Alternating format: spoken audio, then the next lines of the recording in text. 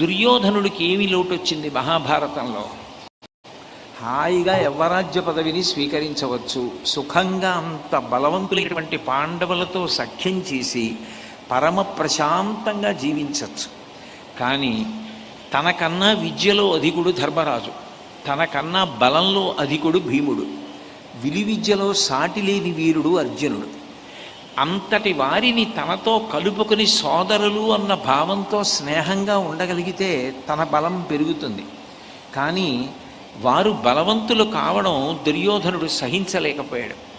ఎట్లాగైనా వారిని మట్టు పెట్టాలి, ఎట్లాగైనా వారిని ఇబ్బంది పెట్టాలి, ఇబ్బంది పెట్టి వారు లేకుండా చేసేసి రాజ్యం అంతా తాను పొందాలి.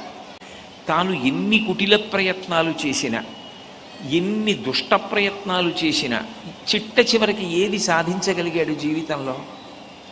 ఆఖరణ తొడలు విరిగిపోయి యుద్ధభూమిలో పడిపోతే డేగలు గ్రద్దలు తిరుగుతుంటే ఆ భయంకరమైనటువంటి పరిస్థితిలో పడిపోయినటువంటి వ్యక్తి అప్పుడు విదురుడు చెప్పినటువంటి మంచి మాటలు జ్ఞాపకం చేసుకొని, ఆనాడు నాకు విదురుడు సభలో చెప్పాడు, వ్యక్తిగతంగా చెప్పాడు, నేను ఆయన మంచి మాట విని ఉంటే బలవంతులైన నా సోదరులతో నేను కలిసి ఉండడం అలవాటు చేసుకుని ఉంటే నా బలం పెరిగి ఉండేది, నేను ప్రశాంతంగా జీవించి ఉండేవాణ్ణి.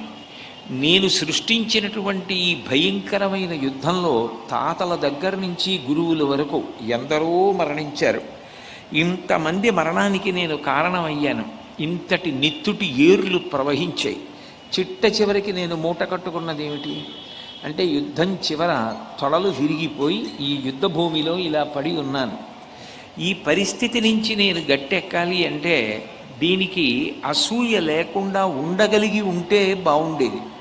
ఇప్పుడు నేను గట్టెక్కడం కానీ, ఇప్పుడు నేను అసూయ నుంచి బయటికి రావడం కానీ, నా జీవితాన్ని నేను దిద్దుకోవడం కానీ సాధ్యం కాదు అని ఏడ్చాడు.